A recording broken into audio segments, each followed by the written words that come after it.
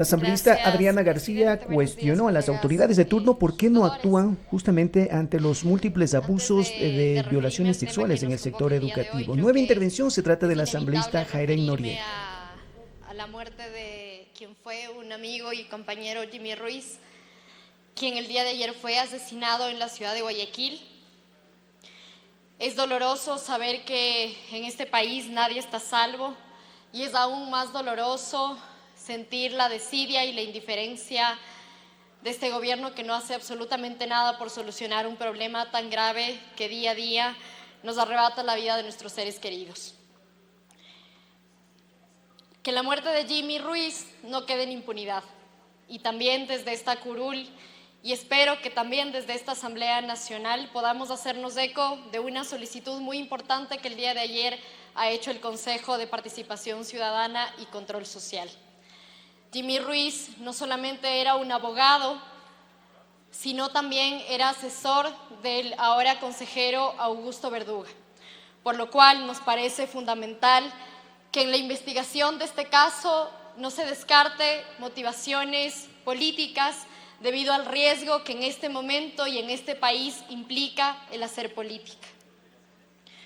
Estamos hablando de un país en el que se asesinan candidatos, en el que se asesinan asambleístas, en el que se asesinan autoridades locales, y las autoridades de justicia no hacen nada. Claro que es importante, y agradezco a mi colega Blasco Luna haber solicitado un minuto de silencio, pero que ese silencio de respeto a su memoria y a su familia, y en solidaridad a quienes han perdido a un ser querido, no se convierta en un silencio de impunidad. Desde esta Asamblea Nacional no podemos dejar de exigir justicia y hacer todo lo que esté en nuestras manos para devolverle la paz y la tranquilidad a este país.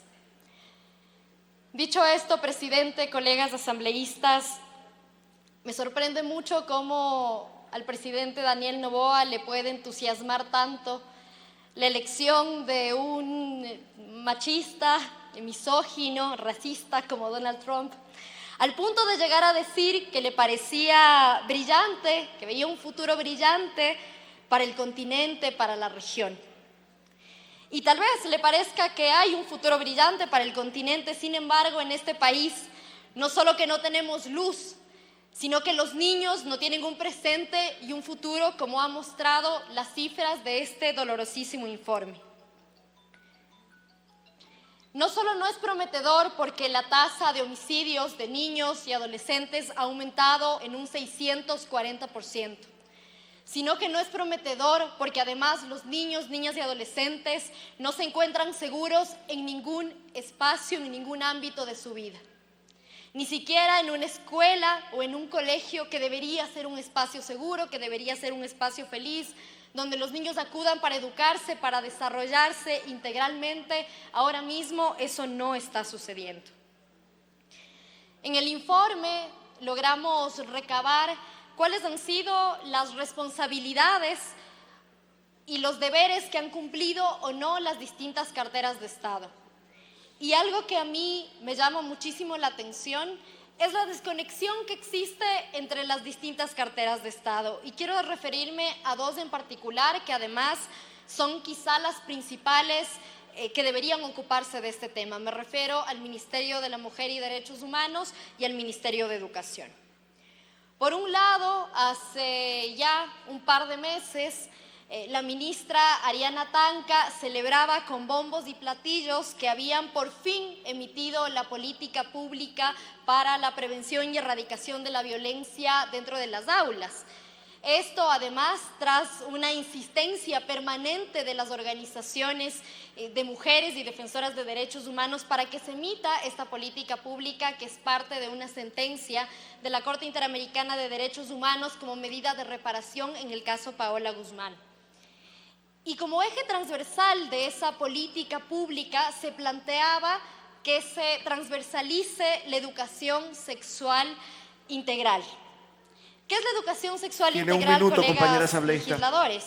Básicamente, y según la UNESCO, es un mecanismo que aporta a la prevención y al que los niños y niñas puedan nombrar estas violencias.